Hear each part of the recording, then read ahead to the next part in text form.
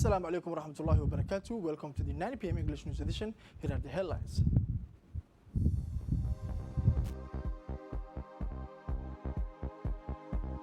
Remains committed to multilateralism and promotion of peace and security.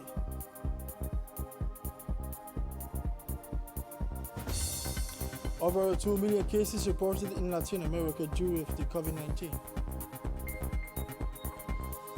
Hello, welcome to our newsroom. We're having the news in details.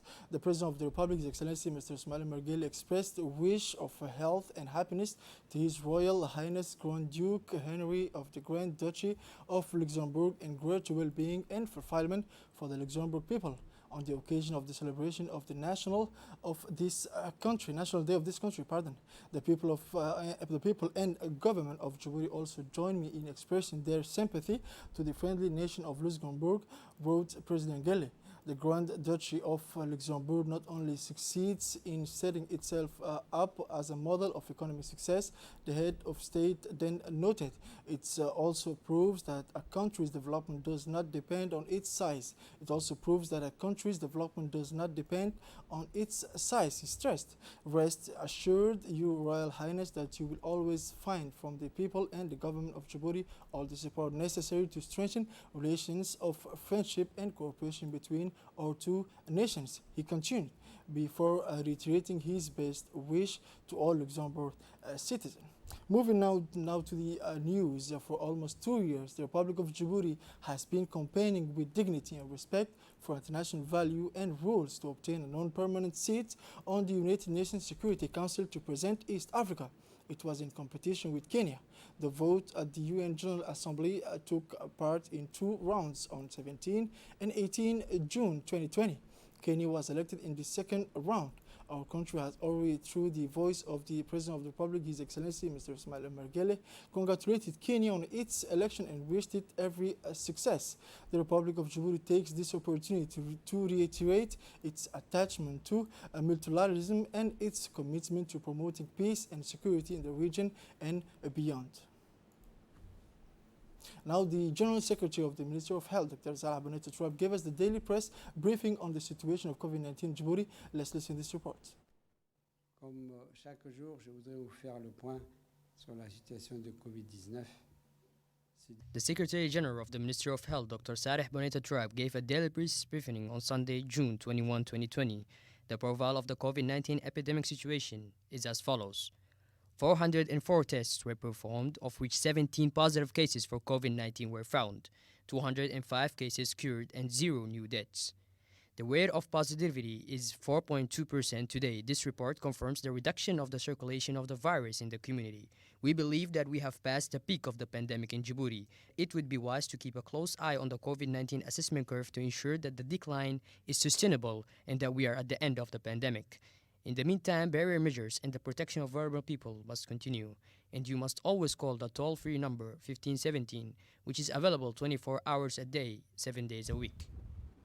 Now, within the framework of the World Blood Donation Day, and on the instruction of Lieutenant General Zakaria Sheikh Ibrahim, Chief of General Staff of the Army, the Tajura Area Joint Regiment led by Colonel Ali Shahim Daoud proceeded to a blood donation in collaboration with the National Blood Transfusion Center (CNTS) and the Tajura Medical Hospital Center (CMHT).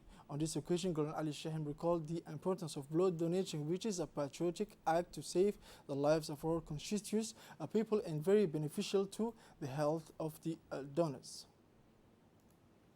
Now, the rural locality of Faradil, located about 10 kilometers from the chief town and close to the 1,000-years-old village of the Azbio, hosted a ceremony yesterday morning to distribute goats of local and improved breeds to a local agro-pastoralists and nomads from the surrounding camps.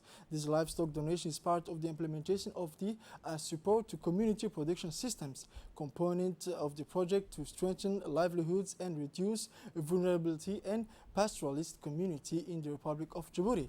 This is a part of a multi-sectoral project that is the result of cooperation between the governments of Djibouti and the Islamic Development Bank. The event was attended by the prefect of the region, Musa Adan Migane, the vice president of the regional council, Daoud Said Gildon, the coordinator of the project, Ismail Ilmi Abane, and the village chief Mohammed Wabri, and others anonymous persons. The coordinator of the project announced that this ceremony is only the launch of a vast operation of reconstitution and genetic improvement of the livestock of the rural localities of Faradil, the Azbio, and Dure. This operation consists in providing 500 goats of local breeds to the farmers of these places, and in a second phase of goats to improve breeds imported from Kenya. In addition, they will benefit from the provision of feed consisting of 15 tons of mixed cereals and 400 tons of hay, he said. For their part, officials in the region said they were proud of the provision of 200 goats and silted stones to lick to the people of the Faradil area. This is a godsend for the beneficiaries who will be able to rebuild a large herd of goats in the future and recover from the losses caused by the recent drought. They did not fail to thank the officials of the Ministry of Agriculture, Water, Livestock, Fisheries and Fishery Resources on behalf of themselves and the beneficiaries. Now, in the framework of the commemoration to the 43rd anniversary of the independence, the annex of the Holhol RPP, in close collaboration with the civil society, the wise men and the local elected officials organized yesterday a cleaning day in the village and in particular the public facades. The day was organized under the aegis of the president of the annex to the RPP, Mr. Musa Miguel Barre, and the representative of the UNFD, Mrs. Faruma Ahmed Farah.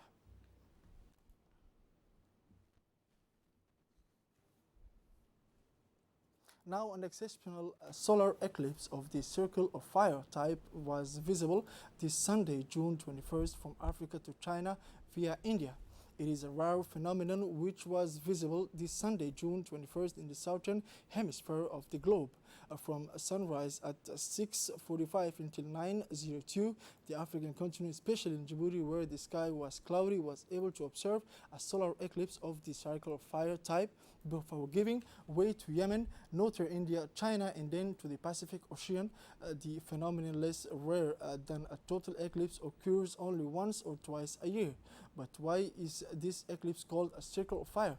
Because as in any eclipse, the moon has passed in front of the sun and hides it, but not entirely. It is then an annular eclipse, meaning that at its maximum there remains a ring around the sun, precisely called a circle of fire. Now we were saddened to learn of the death of Hawa Roble Adoe, who on Friday evening after a long illness. Hawa Roble Adoe, born on 1953 in Arta, leaves behind her 5 children and 10 grandchildren. With the death of Hawa Roble, a great independence activist called Hawa LPAI, who marked her time for her poems in the annex of Arta, passed away.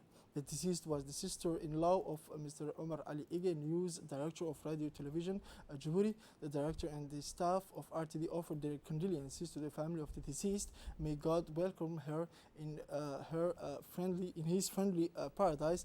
Inna lillah wa inna ilayhi raj'un.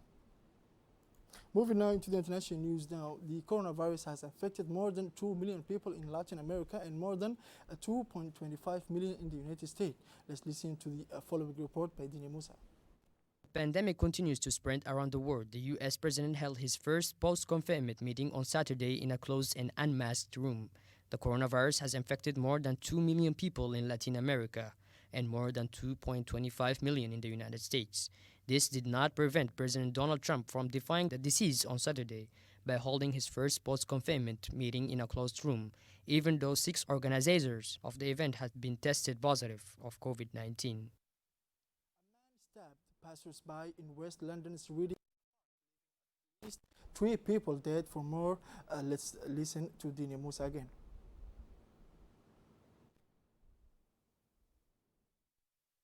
We are out of stock. There was not enough inventories for 3 months. This land was in emergency supply. Each time we... This is it for this edition of 9 p.m. Thank you for watching us and have a wonderful night.